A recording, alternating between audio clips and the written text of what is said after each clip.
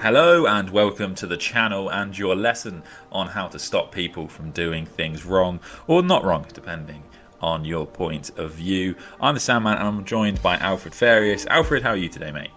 I knew you were going to say that because I'm very psychic today. Nice. Nice. So we're doing the Thousand Suns today. If you're new to the channel, we don't cover every single rule of the faction in these videos. The point of these videos is to cover the rules you need to know if you're not a Thousand Suns player. Now, a lot of the factions in 9th edition have a lot of rules, so it's still a chunk, but that's why these videos are important, because you're going to struggle if you try and remember every single thing from the book. So Alfred, what are their faction rules? Being the premier Chaos Psychic army, they get +1 to all of their psychic tests, and in addition, to give them that little bit more survivability, they get a 5+ invulnerable save on all of their Arcana Astartes units, including Rhinos. Yeah, absolutely. You're going to get a lot of smites, and probably super smites when playing against the Thousand Suns, so make sure to have that Feel No Pain versus Mortal Wounds ready. And of course, because they're Thousand Suns, we're going to start with the psychic powers here because a lot of these abilities feed into these psychic trees. So, Alfred, they have 2 psychic trees, am I right?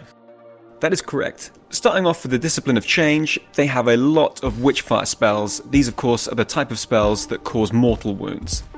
And of course they have a bunch of blessing powers which buff their units, especially powerful on things like Magnus the Red, so a -1 to hit on him, really good healing on him, and then they can buff their standard units as well by giving them a 4-up invuln and improving the strength of their weapons.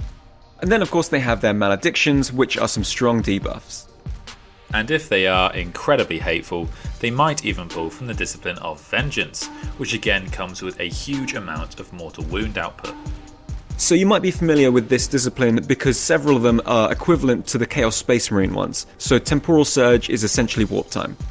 And then the final 2 we just wanted to mention are Malediction powers. So we have an equivalent of Death Hex, where you can turn off an invulnerable save for a certain unit. And then we have Desecration of Worlds, which is going to mean that your models can take mortal wounds if they attempt to move. And of course, the Thousand Suns Psykers are no normal Psykers, as they have access to Cabbalistic Rituals. Now, these are points that the Thousand Suns get every psychic phase, and they can spend these on really cool abilities. The ones we really like, for example, are Wrath of the Imperium, where you can add 2 to a psychic test even after you failed it, for example, or not got that super smite. They are also able to cast a power twice if they want to, and they have access to an ability where their psychic powers cannot be denied, so incredibly strong. As well as having psychic powers that can't be denied, they can also make them so that they auto go off. So against units that don't have a way to deny, they can make sure that those psychic powers always work. They can gain command points from these Cabal points in case they'd rather use stratagems, and in addition, whenever they inflict mortal wounds, they can just throw on another D3 mortal wounds for fun. So let's jump in then and look at the boys and beings who are going to be casting these powerful abilities. So of course they have a bunch of really strong sorcerers, and now they have the new character, the Infernal Master. Now he is basically a chaplain and a sorcerer rolled into one, as his ability works very similar to the chaplain in that he has to roll to get it off in the command phase.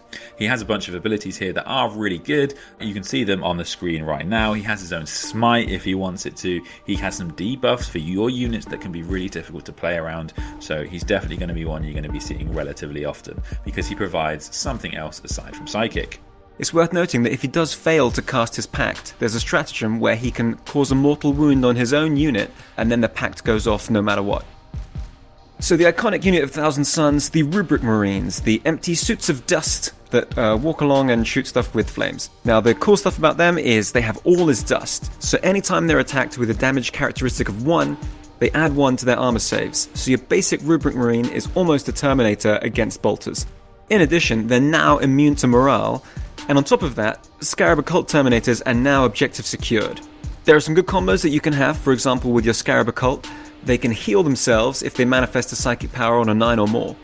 Yeah, and of course, they are jealous of their smelly brethren. However, for 1 CP or 3 CP, they can actually gain disgustingly resilience to that -1 damage. Really tough on those already tough units. The +1 to wound for Thousand Suns now only affects Arcana Astartes infantry, and they have a stratagem, which means that their Rubric Marines and Scarab Occult Terminators can get that bodyguard rule, stopping characters nearby from being shot. They also have a stratagem where rubric marines can essentially forward deploy as if they were scouts, etc. And then finally, I just wanted to mention that they have access to Selfless Automata, which can allow a rubric marine or Scarab Occult Terminator unit to heroically intervene to protect one of their masters. Some other units to mention that are quite interesting. Chaos Spawn now have a stratagem so you can choose which mutation they get. It's worth also mentioning the Helldrake. He's changed quite a bit since you might have last seen him. Now he's properly an aircraft, and in addition, he is very, very good at killing aircraft. So those are the things you need to know. If you've got your own flyers, stay away from the Helldrake. And then I just wanted to mention the Mutinous Vortex Beast because he's pretty cool. So he has a bunch of powers essentially that he uses in the shooting phase. They all just do mortal wounds, but can be interesting, and he explodes on a 4-up, so make sure you stay away from that bad boy.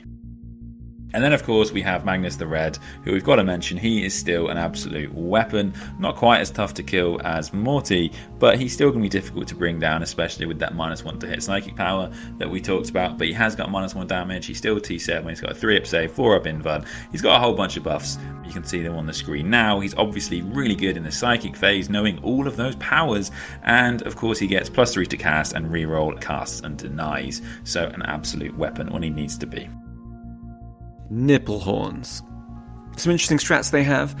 Be careful when you're setting up your reinforcements within 18 of an Arcana Astartes core unit, because they might be able to shoot you. Also, you're going to experience a lot of smites against Thousand Suns, and they can make that smite do flat 3 mortal wounds instead of D3.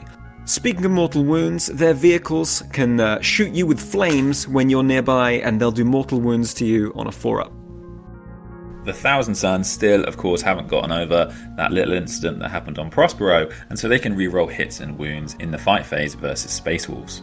They are able to change around their psychic powers with a stratagem if they need to, so be careful if you think you're safe from that invuln removal, because they can actually move powers around. To demonstrate their psychic mastery, if they've got 2 psychers next to each other, they can get an extra d6 when denying the witch. And then lastly to mention, Thousand Suns can put their infantry into deep strike, and they have a few strats to increase the amount of firepower they can deal out. And then some Warlord traits to watch out for. They do have some interesting ones. So the 3+ invulnerable save is still not gone. It's sticking around at least for a turn. They can fall back and charge and gain fly, which is pretty nice. And of course they have a bunch to help them in the psychic phase if they need to. There are also Legion Command abilities where you can pay points to upgrade characters in Thousand Suns armies. The ones to mention are Witch Warrior, so a sorcerer can reroll the number of mortal wounds that it's causing from Smite or another Witchfire power. And also, something that can be put on Rubrics or Scarab Occult sorcerers is Ardent Automata. They can perform actions and still shoot. And then the relics for the Thousand Suns are actually pretty tasty. So we have a teleport, which is always going to be powerful. They're able to fall back and cast, and they have a relic where they can create an aura where units nearby can ignore modifiers. They have another relic which gives the bearer a 2-up save, and the bearer can only take half of the number of attacks against them. This is really strong on a Demon Prince. You'll probably see this as well with a -1 to damage taken Warlord trait. Another relic, if the bearer is charged on a 9+ on the unmodified dice, the charge is failed. That means that you literally can't charge these out of Deep Strike. And then finally, we just wanted to mention the Cult of the Legion, a faction within the faction that they get access to, where they have a psychic power, Warlord trait, and relic. We're not going to go through every single one of these, of course, for the purposes of time, but we will just cover our favourites from these now. So, Alfred, where do you want to start? Speaking of time, the Cult of Time. Their psychic power lets them return an infantry model to life. Warlord trait, they can cast a power immediately again, and it can't be denied. And with the relic, even if they die, they come straight back. Cult of Scheming is also good. Their units can fall back and still shoot with their psychic power, and they can make their units double obsec. And once per battle, for the relic, they can make a strat cost nothing. Super strong on things like that coruscating beam, which you'd never use otherwise because it's 3 CP. This way, it's free. And then my personal favourite, Cult of Duplicity. Their psychic power lets you teleport your stuff around. You can pick up your units, put them down anywhere 9 inches away, and in addition to that, they do tricky things. Before the battle, they can redeploy the Warlord and up to D3 units. For Cult of Mutation, their psychic power is interesting because they're going to be able to slow you down if you're near a terrain feature. Cult of Prophecy have a really cool Warlord trait where they are able to move if they're the target of a charge, and then in Cult of Magic they have access to even more psychic mastery. Cult of Knowledge, they can help with reroll wounds of 1, like a lieutenant. With Cult of Change, their psychic power can reduce the number of attacks your units have, which can be strong. And the one I thought was quite interesting is Cult of Manipulation. With their relic, when the bearer fights, they can choose an infantry model, and that model in the enemy unit fights its friends, which is always fun. And that's it for the Thousand Suns video today. I hope you found that really useful and you're going to be okay going into that psychic maelstrom. So thank you very much for watching this video. We'll see you for the next one. Bye.